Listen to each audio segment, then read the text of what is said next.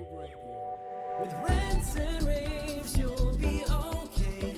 And today is your lucky day. It is rants and raves with Gary K.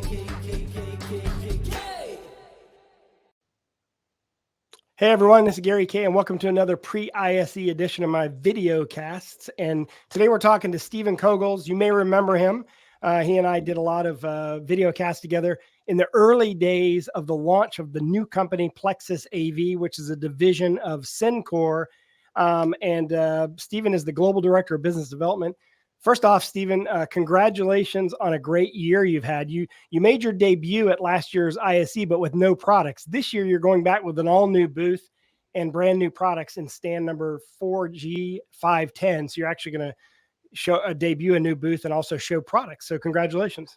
Yeah, thank you for that. Yeah, it's kind of an exciting time. Like as you know, I live in Europe myself, and I'm really looking forward to showing our products on the European main stage, right? Because I think we can definitely say it's the European main stage at ISE, and yeah, we're going to be showing a fully working setup, which of course is a big difference from when we were displaying or kind of introducing and having some very early conversations with people at ISE 2023. Yeah, and so last year at ISE, you were sort of debuting the company and the technology to the industry. And let's back up a little bit for those people that don't know. Cencor is a broadcast company that builds a lot of broadcast processing products. And for years, they've been building SMPTE 2110-based, ST2110-based AV-over-IP products for the broadcast market, uncompressed to slightly compressed.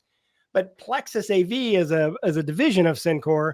You're using the new IPMX standard, which is based on the AIMS Alliance use of SMPTE 2110. So you got a lot of experience with SMPTE 2110 from Cencor. You're using that experience to bring a product line that uses IPMX, which is a standards-based AV over IP system, to the Pro AV market. So when we come to your booth, I know there's a lot to that. It's not just encoders and decoders. No. Tell me what you're going to launch and what we're actually going to see.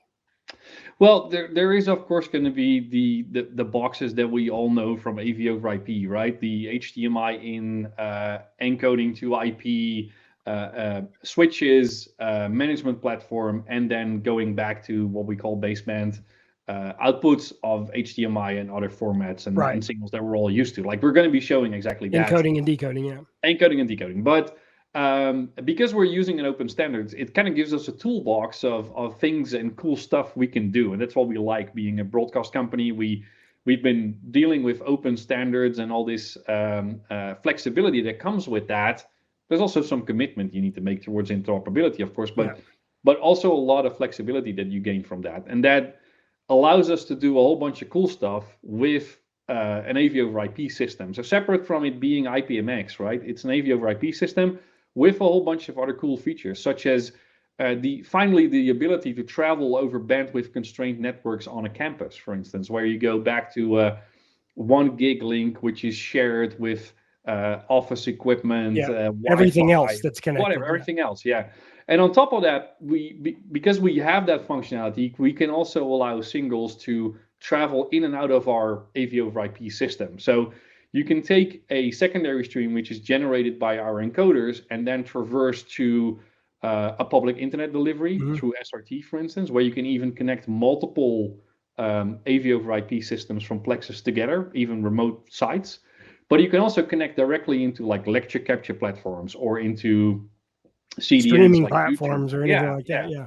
So we're trying to take away the limitations of the AV over IP systems that we're kind of all used to, right? The kind of they stay in their kind of squared box, and we're allowed our system to break out of that. Yeah. So what you're doing is different. Is a lot of the AV over IP systems out there are point-to-point AV over IP. They're really just sort of like connect and send a signal. It's sort of like replacing HD base to your HDMI with a network cable.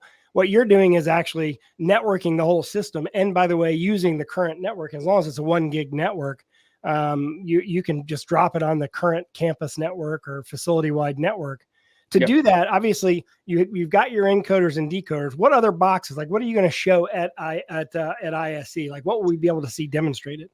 So we'll have a total of basically 4 demonstrations going on at the same time. We will showing a video wall with all the switching that you can do with that. Then we're going to be showing the individual switching on the units. We're going to be showing the FIP profile that we've added on top of JPEG XS.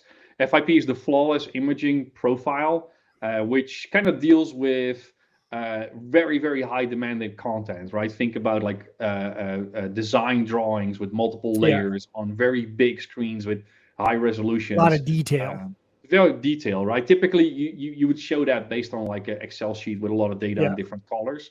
So the cool thing that I can announce is that FIP is going to be included by default. So we don't charge anything extra for the FIP functionality. So you get JPEG XS, the standard profile, and then on top of that, the FIP profile for the same price. So that's pretty cool. So we're going to be showing the quality of that. We're going to be showing our visual arrays. Our visual arrays are management and control system. There's a lot of work that we've done since Infocom, lots of improvements. Also in like Ethernet routing, batch configuration, management, all those type of things. So that's going to be on display. And we're also going to be showing our stream conversion gateway, because that's the key element that allows us to convert signals so that they can travel in and out of our AV-over-IP network. It also is the part that will support, like, for instance, NDI-HX ingest, right? So we're going to be demonstrating that we can find an NDI-HX source and that we can convert that into a feed that travels into our system. And the other thing that we're also going to be demonstrating at the show, which I'm very excited about, is the latency of our secondary stream. So the secondary stream is what enables a whole bunch of that additional functionality. And that is based on H.264, H.265. The perception that everybody has is that H.264, H.265 is delays in a couple of seconds. Yeah. A couple of seconds. Like, well, we're going to prove that wrong, right? So we're going to show you like that for a secondary stream based on H.264, H.265, it does not have to be 2 seconds plus. What will it be? Well, I kind of want to challenge you to just come check that out in our booth, and I'm pretty sure you'll be the key is, if I'm using a remote control to control my slides, and I'm in a classroom and I have a PowerPoint presentation connected, when I hit the button for it to go to the next slide, I want it to go to the next slide. Will it be imperceptible enough that I will not hit the back slide button thinking I didn't go to the next slide or hit it twice?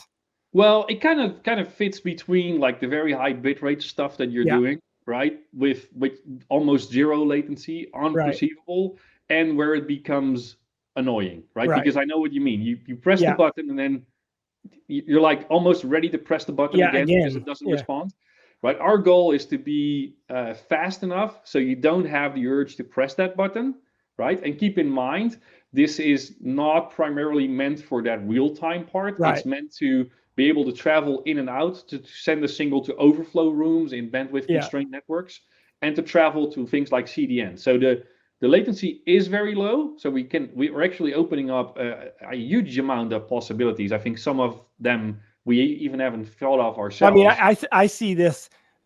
There's a lot of applications where you're not showing slides like that. We are showing content, and it'll be a lot less expensive to use AV-over-IP that way than full infrastructure.